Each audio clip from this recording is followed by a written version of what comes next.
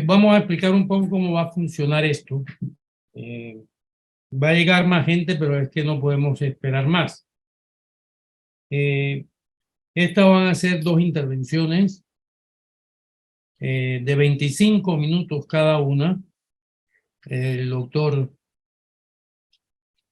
Cabrera, Eddie, va a ser la primera intervención, ¿verdad? Él explicará exactamente el tema. Creo que él está muy preocupado por el tema del agua.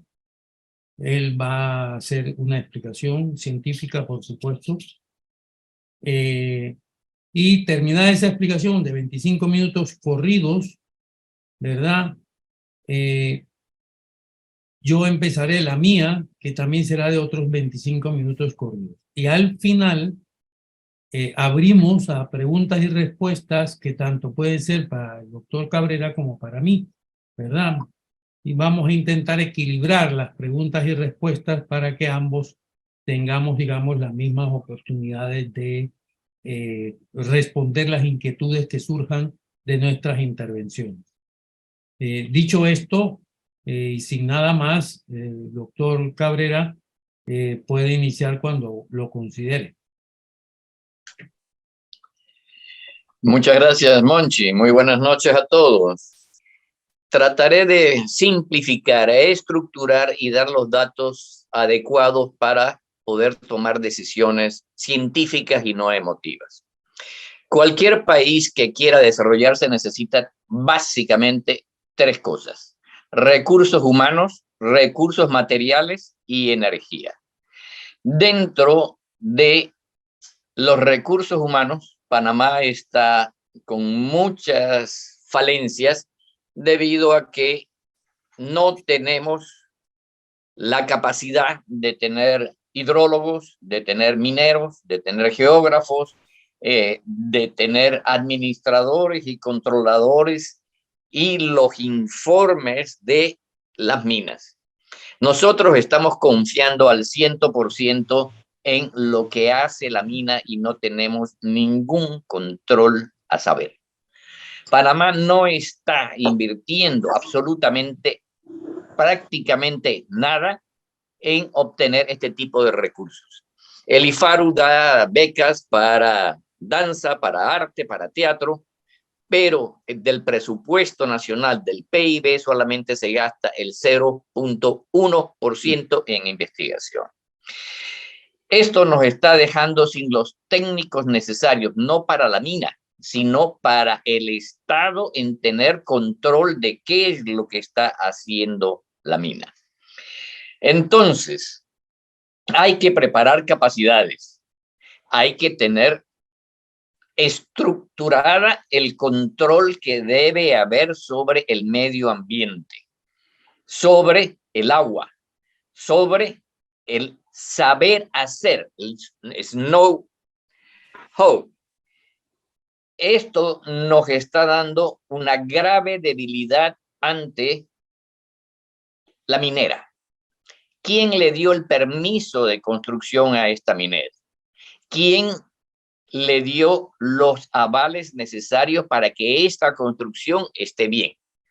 Ejemplo, si nosotros queremos hacer una casa, tenemos que pasar por ingeniería municipal, tenemos que pasar por bomberos, tenemos que pasar por electricista, tenemos que pasar por una serie de técnicos que nos estén diciendo que la construcción está bien. La minera no tiene un solo control de qué es lo que está haciendo y cómo lo está haciendo.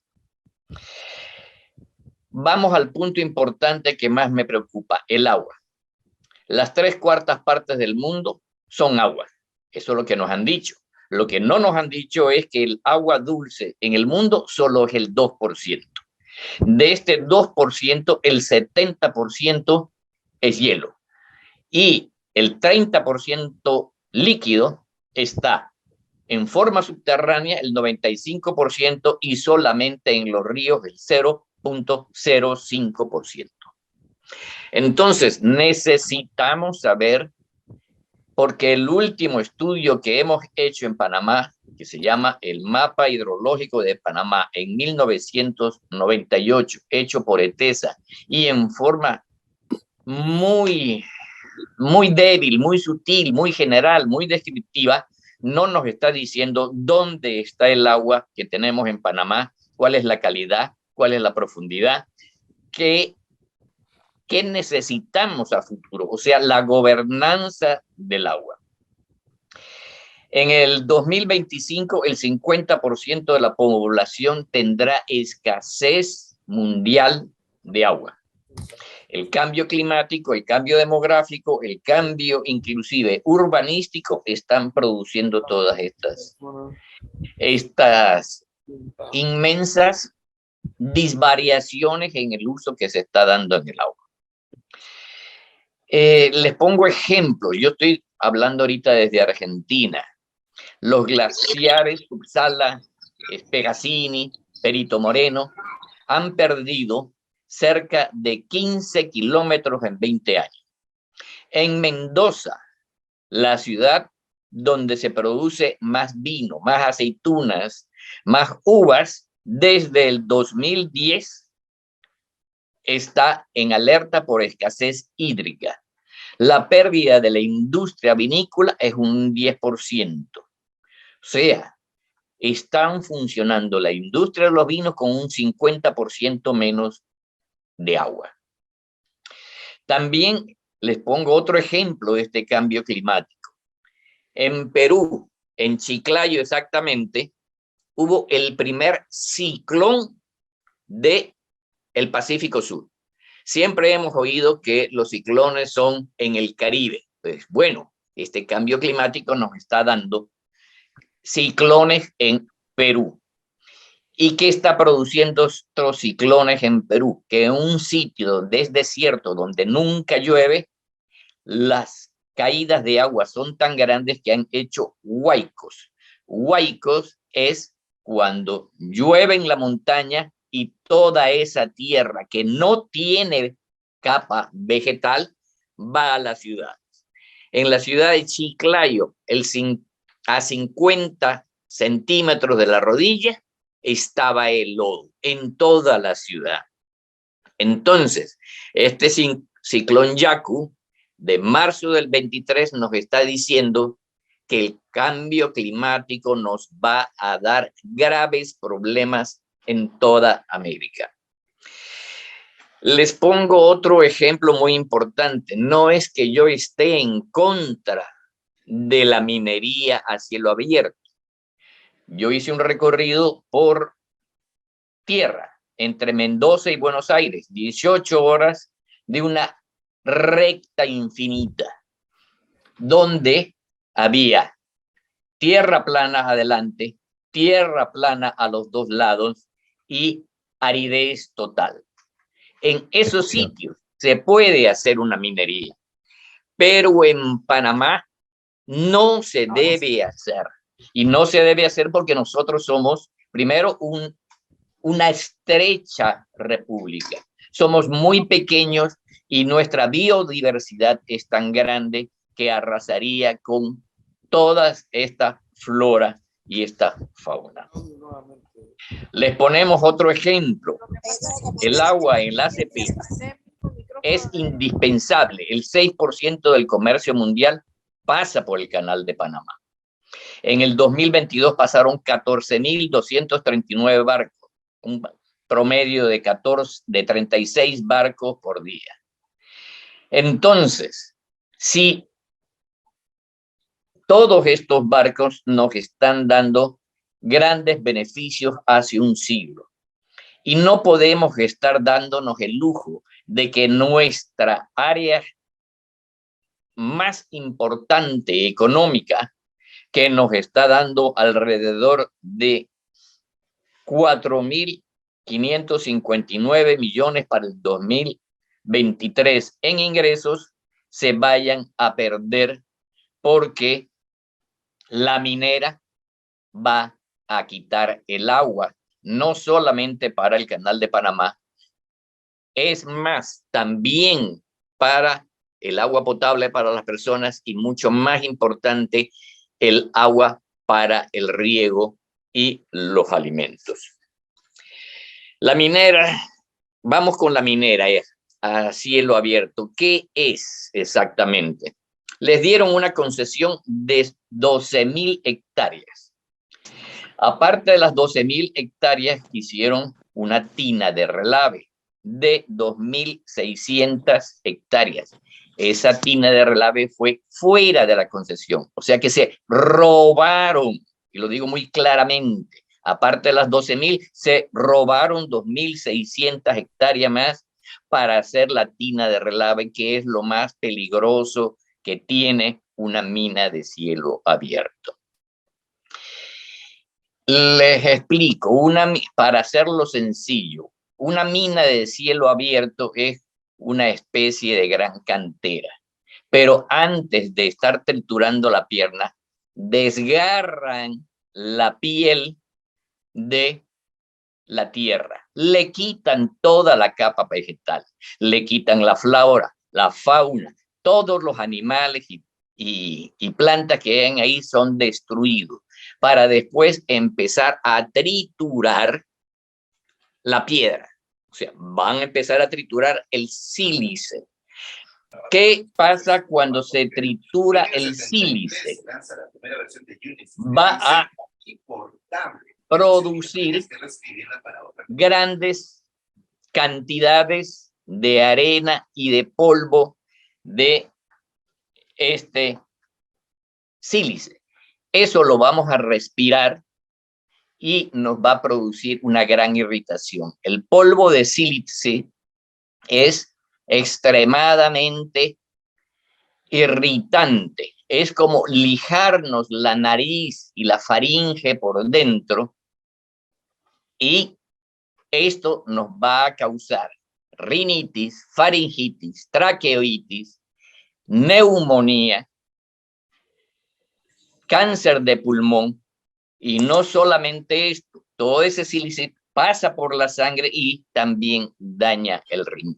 O sea, va a causar insuficiencia renal y cáncer de pulmón. Además, normalmente produce EPOC, enfermedad pulmonar obstructiva crónica. Esto es una muerte a largo plazo, muy triste, muy doloroso y muy costosa.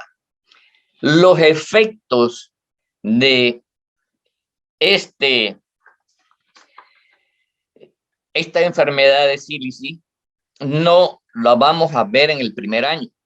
La vamos a ver dentro de 5, 10 años, cuando ya no podamos hacer nada al respecto, cuando ya tengamos los enfermos y tengamos, aparte de los enfermos, el problema mucho más grande. Eso es la mina de cielo abierto, triturar piedra. Ahora vamos con qué es lo que es la tina de relave. En esa tina de relave no tiene control de exploración, construcción, operación, concentración y cierre. Ahí van a meter toda esa piedra triturada, más agua, y de ahí solamente van a sacar el 1% de cobre, oro, y no solamente eso, hay otros metales raros que están disolviéndose en esa agua. Y se produce un agua sumamente ácida, porque casi siempre al lado del oro y al lado del cobre también está el hierro, la pirita. Esa pirita va a dar sulfuros de hierro y esto también nos va a producir arsénico, cianuro y otros metales como el plomo que van a seguir acidificando esa laguna de relave. Es el lixiviado, esa flotación es para tener mayor facilidad de sacar el metal. El problema está que si es que llueve, como llueve siempre en Panamá y puede llover más,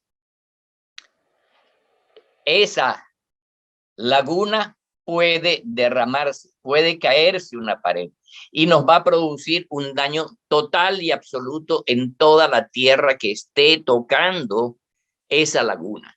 Si han oído hablar de lluvia ácida, 1000 veces peor es esta laguna ácida que va a matar todo lo que esté tocando. Entonces, simplemente quiero cerrar con la frase de que sin agua no hay desarrollo y sin desarrollo hay más y más pobreza. No podemos dar nuestros mejores recursos a una compañía que se va a llevar todo y nos va a dejar los enfermos y los venenos. Muchas gracias. Gracias a ti, Ed. Bueno, yo creo que esto ha sido un abreboca para estimularlos a posteriormente hacer las preguntas que consideren al doctor Cabrera, por una parte, y por otra sugerir, si así lo desean, un nuevo foro ampliado sobre el tema de salud y minería, ¿verdad? Estamos en capacidad de brindarlo a través de nuestros miembros, entre ellos el doctor Cabrera. Bien, ahora vamos a tocar otro tema muy importante también. Vamos a intentar, no sé si tengo la habilidad de Eddie Cabrera de sintetizar como lo ha hecho él. Voy a procurarlo, ¿verdad? Y se trata de ver un poco, bueno, cuál es la situación en que se encuentra el país, ¿verdad? Que es lo que hemos anunciado. Vamos esto tenía que haber sido hace una semana atrás una charla en el Paraninfo de la Universidad de Panamá, que fue una actividad que fue de enorme interés científico, pero lamentablemente no pude, por ser el que cerraba el acto, ya quedaba muy poca gente, estaban cansados además, y preferí no desarrollar lo que llevaba preparado. Ahora sí lo voy a hacer. Lo primero que tenemos que observar en la realidad nacional es que nos encontramos con una crisis económica y social de gran envergadura. Los datos, las cifras que les voy a dar son todos constatables, comprobables, no hay nada que se diga aquí que no sea una cifra oficial. En el 2019, antes de la pandemia, el último año antes de la pandemia, la economía mostraba una desaceleración preocupante, mostrando signos de agotamiento del estilo de crecimiento. Eso era una situación que tenía a todo el país muy preocupado, a los empresarios, a los trabajadores, estaba disminuyendo el empleo, la construcción estaba prácticamente paralizada, etc. Estábamos en una recesión económica. Hoy hay un crecimiento económico, sigue habiendo crecimiento económico, pero este crecimiento económico se caracteriza por algo muy interesante, aunque terrible, que es que no genera empleo. Y eso lo ha reconocido desde Guillermo Chapman hasta René Quevedo, que son fundamentalmente asesores empresariales. Es decir, Jované también lo ha señalado, hay crecimiento económico, no al nivel del 2019, pero hay crecimiento económico, pero ese crecimiento económico no genera empleo, que es un signo muy preocupante. ¿Qué significa eso? Eso significa que la riqueza que generamos los panameños sigue creciendo, seguimos siendo un país que genera riqueza, pero esa riqueza no se distribuye, es una riqueza que se genera sin que haya desarrollo social, sin que haya distribución de la misma. Por lo tanto, cada día se concentra aún más la riqueza en Panamá y se profundiza los problemas sociales. El Producto Interno Bruto de Panamá es una cifra realmente impactante, es de 73.500 millones de dólares. Para un país de 4 millones de habitantes, esto es una barbaridad. El Producto Interno Bruto lo que implica es riqueza, es decir, cuánta riqueza generamos, cuál es el valor de esa riqueza que generamos todos los panameños, ¿verdad? Bueno, el valor de esa riqueza es de 73.500 millones de balboas. Y el presupuesto general del Estado de Panamá es de 27.600 millones de balboas. Para que nos hagamos una idea, y ahora explicaré por qué doy esta cifra, para que nos hagamos una idea de cuán importante y fuerte es ese presupuesto general de 27.600 millones, deben saber que el presupuesto de El Salvador es de 8.000 millones de balboas. O sea que nosotros tenemos 3 veces el presupuesto nacional para el año 2003, es 3 veces superior al de un país mucho más grande, con muchos más habitantes, como es El Salvador. En el 19, según cifras de la Dirección General de Ingresos, la evasión fiscal calculada en ese momento fue de 6.000 millones de dólares. O sea que esos 6.000 millones deberían de estar en el presupuesto nacional y por lo tanto debería ser el presupuesto no de 27.600, sino de 33.600 millones, lo que es una verdadera barbaridad. Esto lo que nos demuestra es que Panamá es un país muy rico, lo que es un país que no distribuye riqueza. Por eso se dice que estamos entre el 6º y el 8º de peor distribución en el mundo. No en América Latina, no, en el mundo. Somos entre el 6º y el 8º país con peor distribución económica del mundo. Para el 2022, el director general de ingresos actual, Julio de Gracia, dijo, sin demostrar mucho, sin dar mayores certezas, que la evasión fiscal en el 2022 había sido de 3.000 millones de balboas. Pero agregó algo muy interesante, porque dijo literalmente, que en Panamá la evasión fiscal estaba legalizada, refiriéndose a las exoneraciones fiscales que se le otorgan a las empresas en Panamá. Es decir, lo que él quería decir es que esas exoneraciones, esos auxilios económicos que le brinda el Estado son absolutamente innecesarios y que había que acabar con ellos. Por lo tanto, sí pudiera ser que hubiese unos 3.000 millones o cifra aproximada de exoneraciones fiscales adicional a los 3.000 millones de evasión directa fiscal.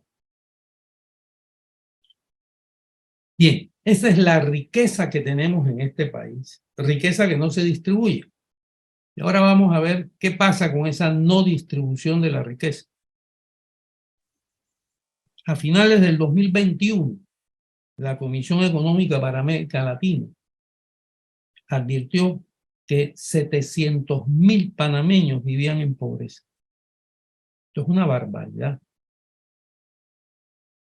Que había 400.000 asalariados que ganaban menos de 600 balboas al mes.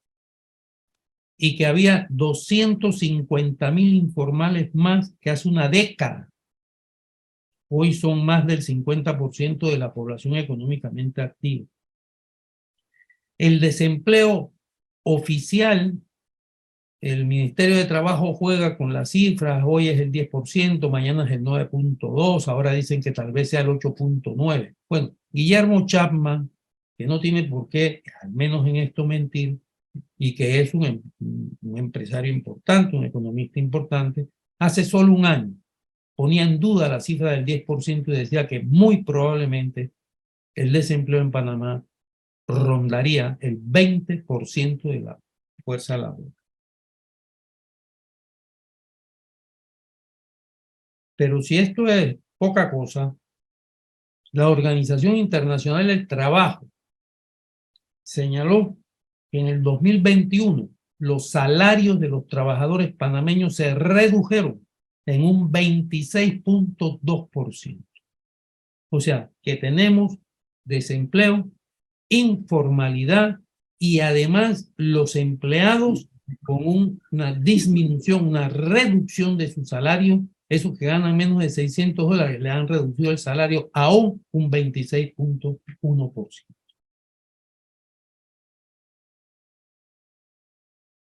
El pasado año, en el 2022, había un 40% menos de contratos laborales que en el 2019.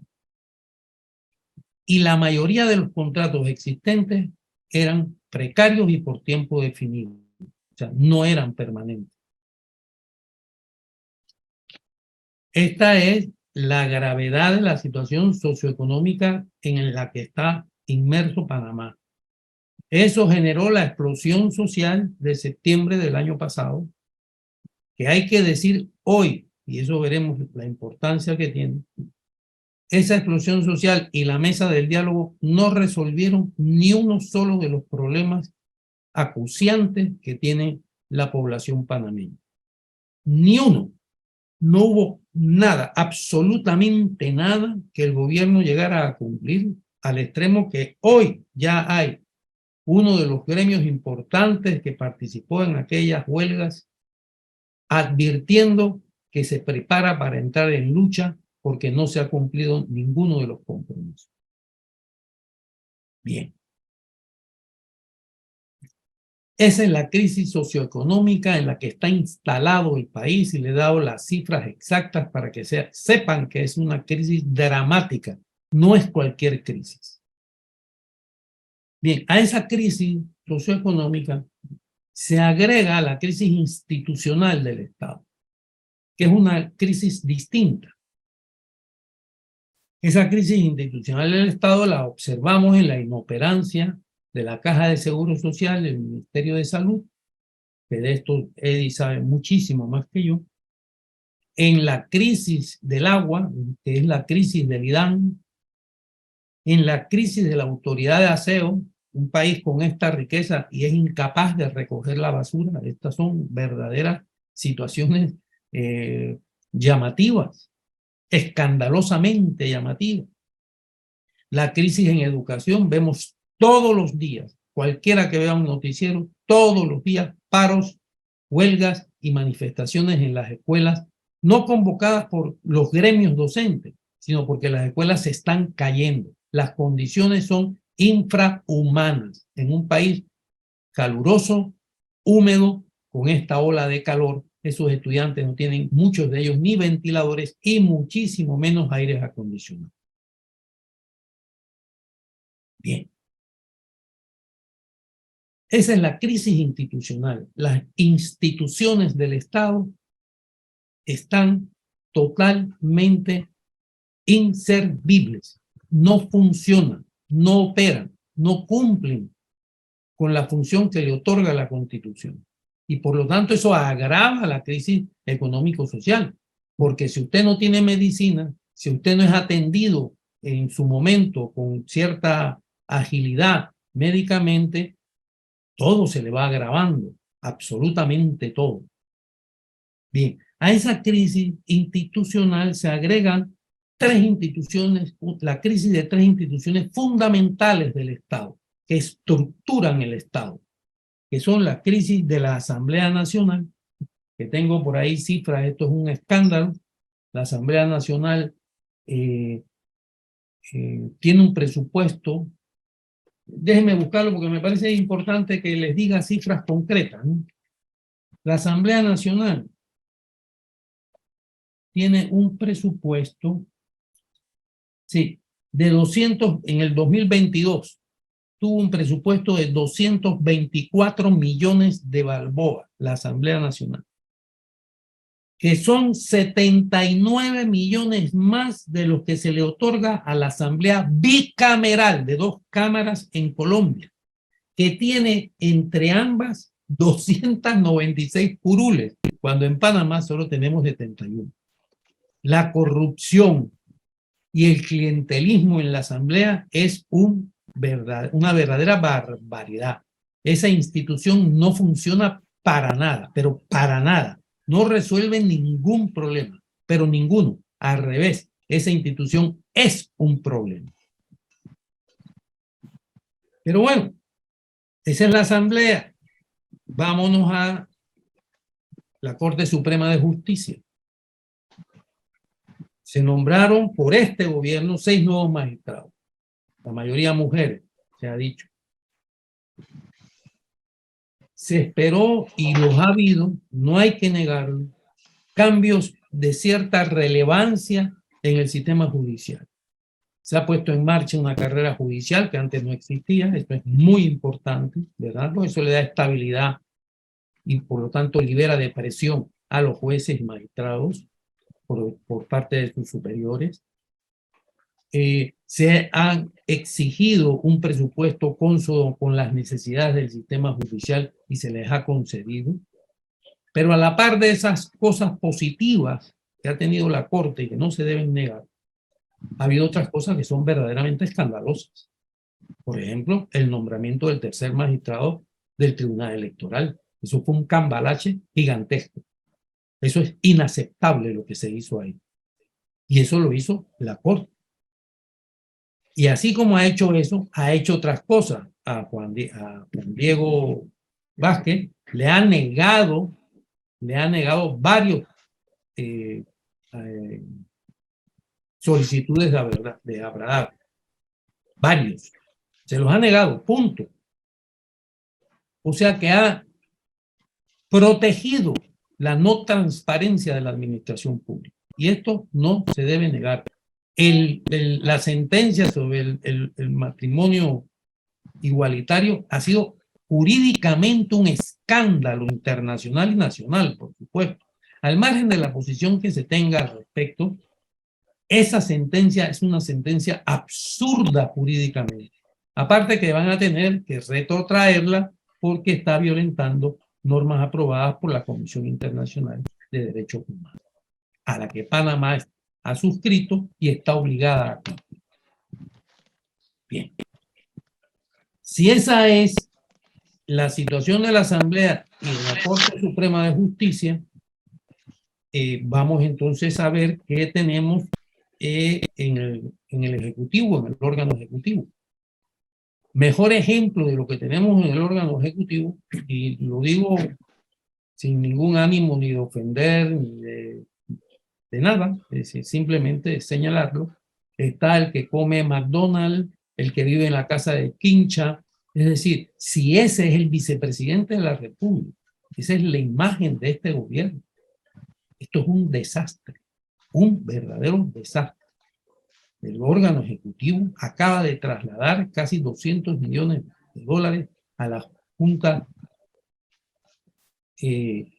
al órgano de descentralización, ¿verdad? Ilegalmente, para favorecer a los alcaldes y representantes de corregimiento del PRD en plena época electoral.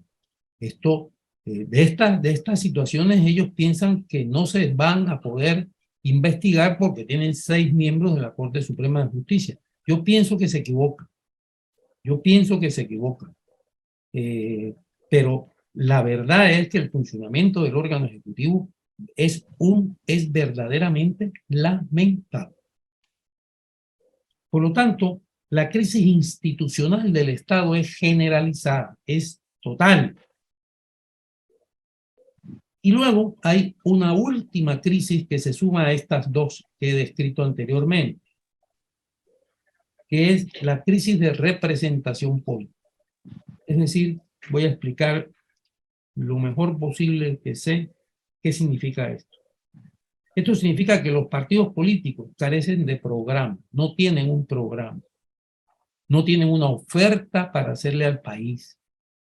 La única finalidad de las instituciones políticas en Panamá, al menos en este momento, es la repartición, la lucha por la repartición de los 150.000 millones de balboas, que es el presupuesto general de la nación en los 5 años de gobierno. No hay una lucha por proyectos, no hay una lucha por distintas concepciones ideológicas, no hay una lucha por propuestas distintas sobre el tema educativo. No, la lucha es por quién logra el control del presupuesto general del Estado durante 5 años para repartírselo, que suma aproximadamente 150.000 millones de balboas que va a administrar el que gane las elecciones en el 24. ¿Eso qué significa? Que tenemos una clase dominante y un gobierno que gobierna sin hegemonía. Domina pero carece de hegemonía. ¿Qué significa esto de dominar sin hegemonía? Que si bien tienen y controlan el poder, no tienen el beneplácito de la población. Porque en cualquier otro país, por ejemplo, el país que tenemos al lado, Colombia, evidentemente que hay una división ideológica muy importante, ¿verdad? Pero tanto oposición como gobierno, al igual que en España, tienen sectores de la población realmente identificados con el gobierno y con la oposición. Eso es lo que se llama hegemonía. En Panamá eso no existe. No existe. No hay hegemonía. Se gobierna sin el beneplácito, sin el consentimiento de los ciudadanos. Tan grave es esto que el señor presidente de la República gobierna habiendo tenido el 67% de los votos en contra. Y el resto de los partidos tenían aún menos votos, ¿verdad? Porque el propio Rómulo Rux, que no obtuvo el 33%, sino el 30 o el 31%, pues tenía un poco menos votos que el presidente de la República. Hoy ni siquiera eso se tiene. La situación es verdaderamente dramática.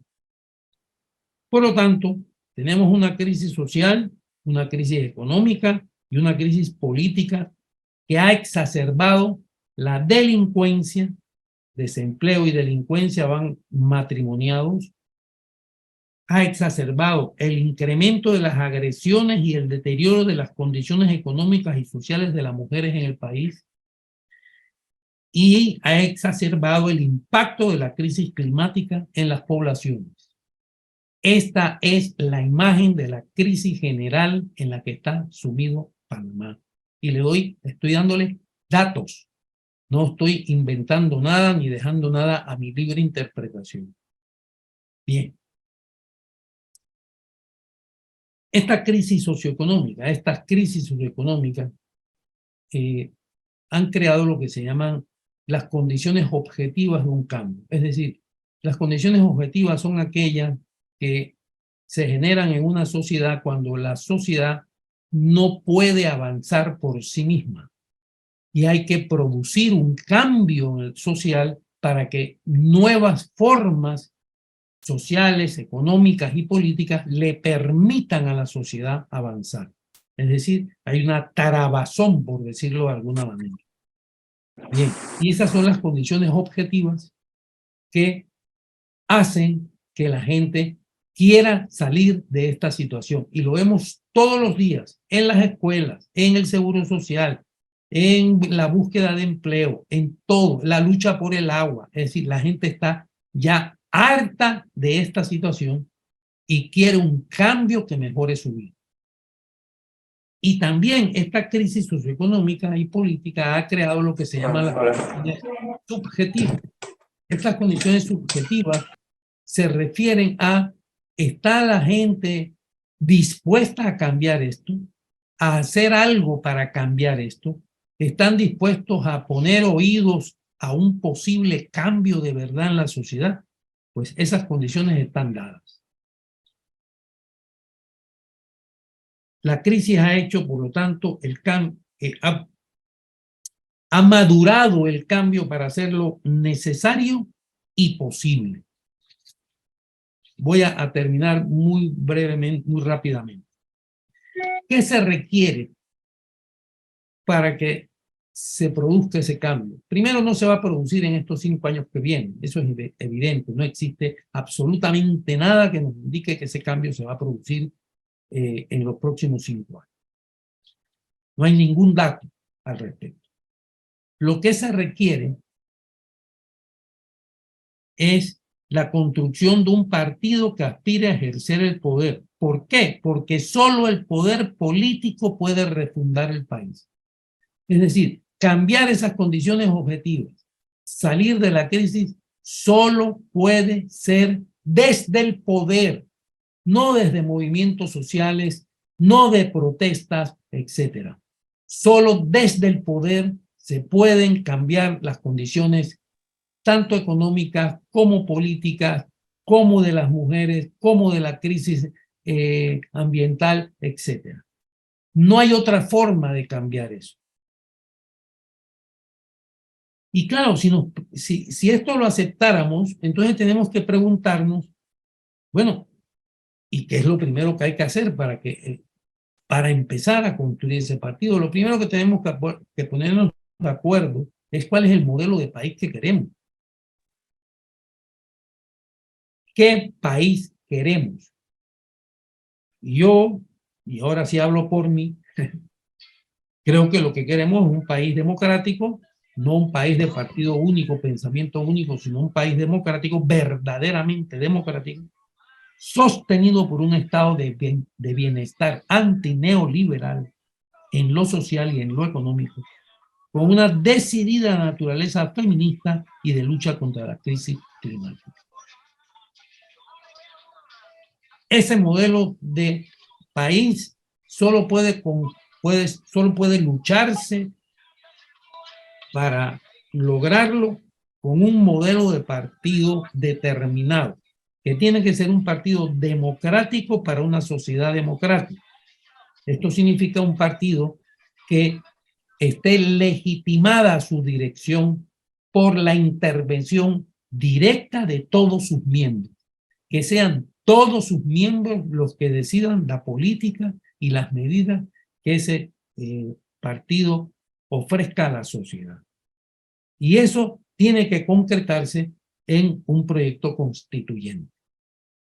Y con esto yo termino, ¿verdad?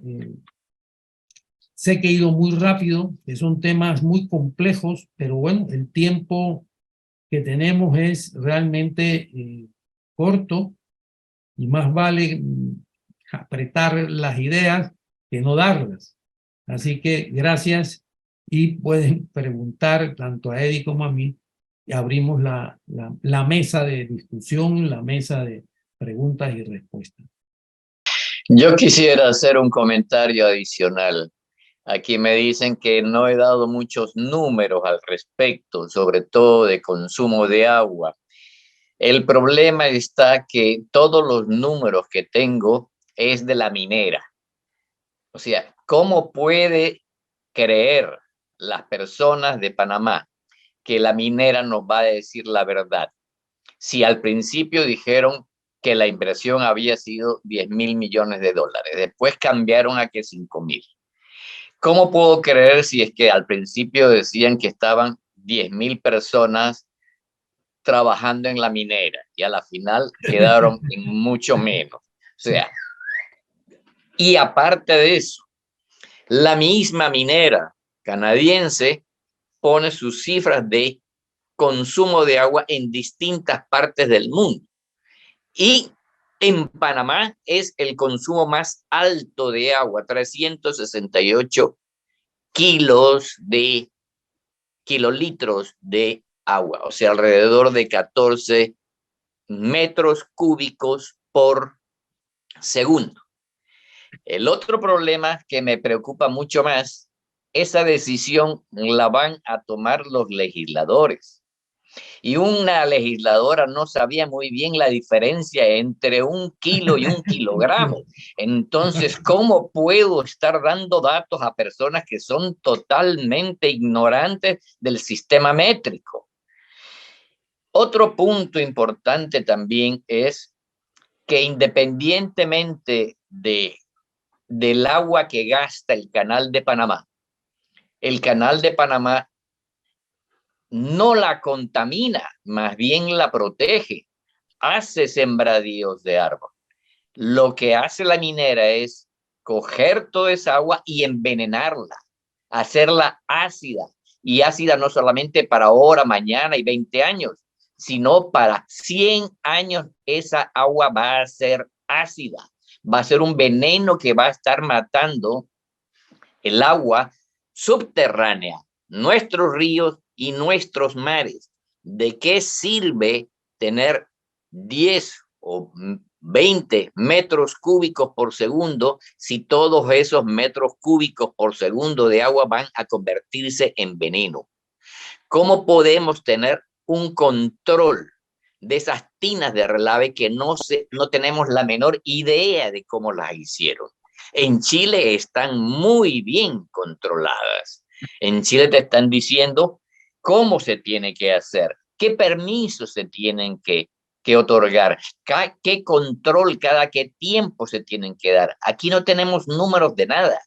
Ellos hacen lo que les dé la gana continuamente y no hay nadie que diga nada al respecto. Eso produce desesperación, desesperación de que hacen, construyen para 2 y 3 generaciones y nadie sabe nada aquí en Panamá. Entonces, si no ponemos un control sobre el agua, sobre la acidez de esa agua, lo que más daño va a hacer es los otros metales que se están sacando. La pirita es sulfatos de cobre, de sulfatos de hierro, que disueltos en el agua se van a hacer ácido sulfúrico. Ácido sulfúrico quema absolutamente todo y por años. Entonces, en eso debemos concentrar. Que tengamos controles sobre lo que están haciendo. Y si no hay controles sobre lo que están haciendo, no hay que permitirles que sigan en este juego. Gracias. Tenemos 2 preguntas y Ligia Álvarez tiene la mano levantada. Ligia, por favor. Sí, lo que iba a comentar es que definitivamente estamos en una crisis política, social, en una crisis climática. Como menciona el señor Stout, definitivamente los cambios se logran desde el poder, pero tenemos situaciones que son apremiantes y que, como usted dice, en los próximos 5 años no vamos a ver ese cambio. Pero en este momento tenemos precisamente el problema de la minera y es algo en lo cual tenemos que accionar ahora, porque si no, para mañana es tarde. Entonces, a veces siento mucho desasosiego, mucha impotencia, mucha desesperanza al ver que mi país, que la gente de mi país, o no le importa o está ignorante al tema. Entonces, tenemos que ver cómo hacemos para que la información llegue a la gente, llegue a las masas, y que se impida a toda costa que la Asamblea de Diputados refrende este contrato minero que es totalmente lesivo, no solo para el medio ambiente, para la biodiversidad, es lesivo para nuestra soberanía como país. Entonces, me preocupa mucho de manera, yo estuve acompañando a Renate en unas protestas que hicimos en la Cita Costera y en la 5 de mayo, repartiendo volantes, y es muy, no sé qué palabra utilizar, es tan deprimente ver el esfuerzo que haces y que a la gente no le interesa, no te quieren ni siquiera escuchar lo que a veces se tiene que decir y cosas que nos involucran a todos y que nos afectan a todos. Entonces yo espero que los que hoy estén escuchando este conversatorio sean agentes multiplicadores y le digan a las personas la gravedad del asunto, que no hay dinero que pague los problemas de salud que vamos a tener en el futuro si sigue la minera, que como dice el eslogan, el agua vale más que el oro. Definitivamente sin agua no hay vida y tenemos que defenderla a toda costa. Gracias. Sol Díaz. Buenas, ¿me escuchan? Sí. ¿Qué tal? Buenas noches a todos. Gracias por la exposición de los panelistas y bueno, le agradezco a darme la oportunidad de hacer esta intervención y a la vez una consulta o bueno, algo más que agregar a la intervención que han hecho los panelistas. Bien, hace muchos años en mi trabajo de tesis como bióloga ambiental, yo realicé un estudio con otra compañera, por supuesto, para poder graduarnos de biólogas, en un estudio de las concentraciones de cadmio, zinc y metales pesados en general en la bahía de Panamá.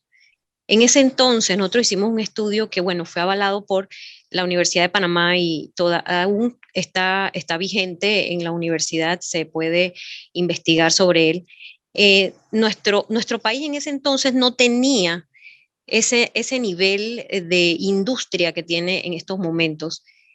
Por lo tanto, no encontramos trazas muy significativas de estos metales en la bahía de Panamá. Sin embargo, viendo la coyuntura y lo que está sucediendo en Donoso. No estamos al tanto de qué va a suceder con nuestros mares, porque creo que no hemos hablado sobre los mares, donde va a llegar todo ese lixiviado que viene de los ríos, todo ese material va a llegar a las profundidades oceánicas que están, pues, que nos dan a nosotros nuestro sustento, porque lamentablemente de ahí depende toda nuestra subsistencia, del mar también. Entonces, estamos hablando de que toda esa contaminación de metales pesados, porque van a estar a la intemperie, van a llegar a nuestros océanos y de igual manera vamos a tener graves consecuencias en el futuro. No sé si parte de la investigación se está dando para llevar a cabo, bueno, en este caso en un año, quizás no sé cuánto tiempo podrá pasar para que podamos hacer un estudio de lo que está pasando en el fondo oceánico con todo este conglomerado de metales pesados que están llegando, que deben estar llegando ya a nuestros océanos. Así es que bueno, esa era mi intervención. No sé si alguien tiene algo que aportar respecto a este tema. Agradezco mucho a los panelistas y a los organizadores. Gracias, Sol. Hay dos preguntas. La primera, ¿cómo puede un partido lograr el poder con ese objetivo y esa unidad? ¿Cuál? Y la siguiente pregunta es, ¿cuál sería el promedio de vida de un trabajador minero en Panamá? Bueno, yo responderé a la primera. Ese partido no existe. Empecemos por ahí, ¿verdad? Por eso es la gravedad de la situación, porque ese partido no existe. Ese partido debe ser construido por las personas que empiezan a entender la gravedad de la situación y se ponen de acuerdo en los elementos que yo expuse, ¿verdad? Que son cuál es el modelo de país. Tenemos que, los que quieran construir un partido, digamos, que cambie la situación, tienen que ponerse de acuerdo. Ese es el debate fundamental. ¿Qué país queremos? ¿Cómo queremos ese país? ¿Qué clase de país queremos?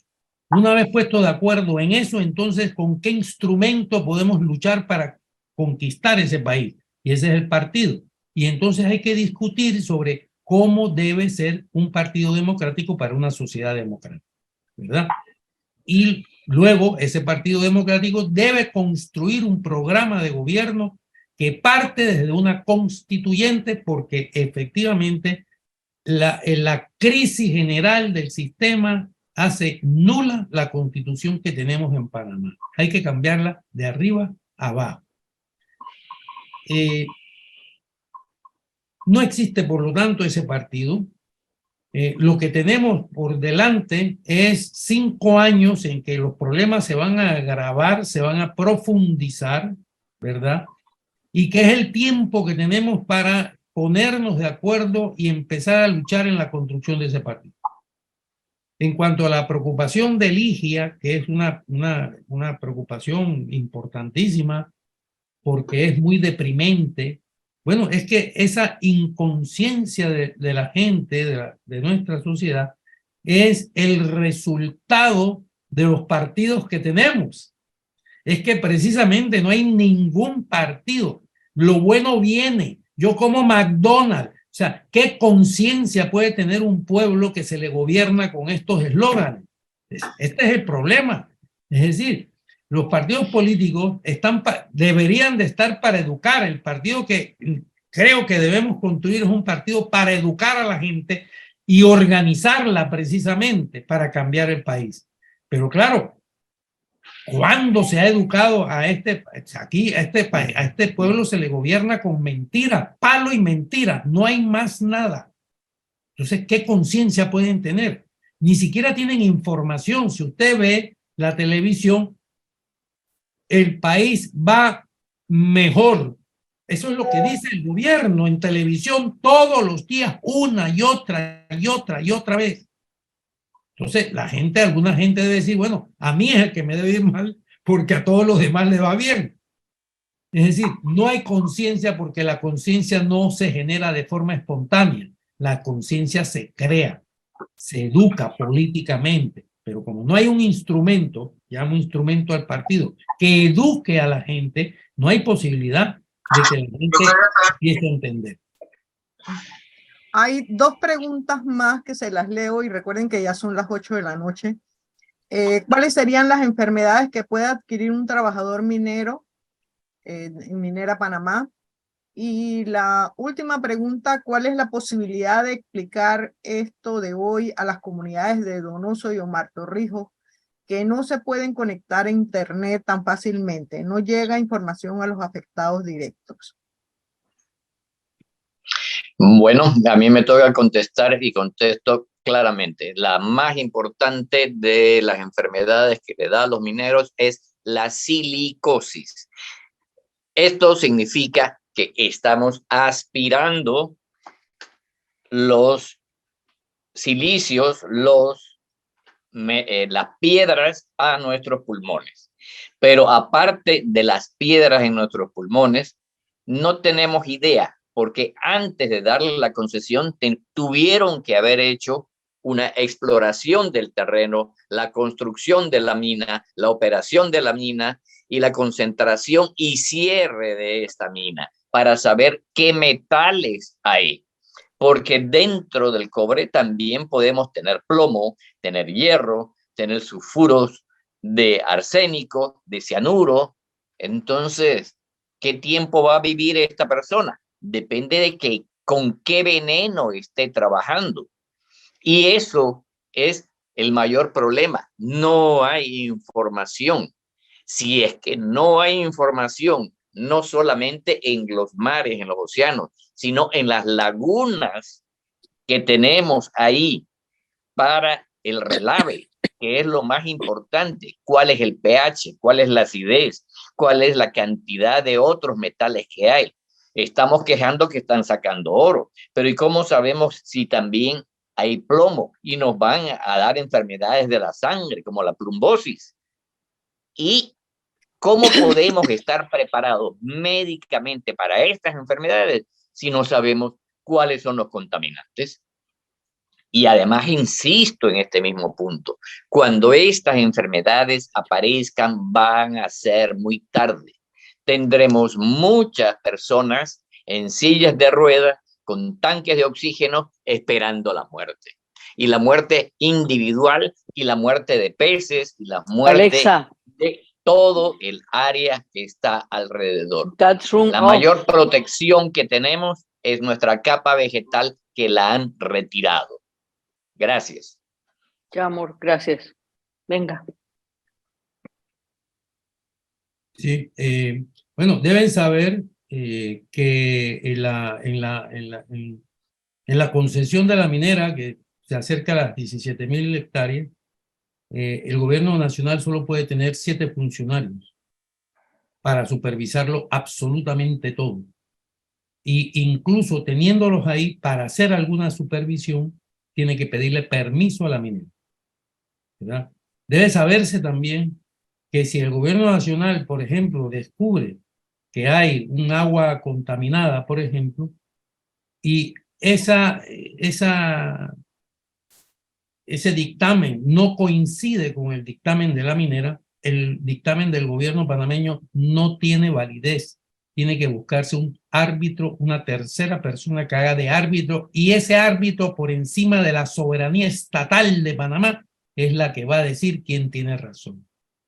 De verdad, esto es increíble. Y a la compañera bióloga que le preocupaba el tema del fondo de mar, debe saber también que en la concesión hay concesión de fondo de mar, porque la concesión incluye el puerto y hay concesión de fondo de mar.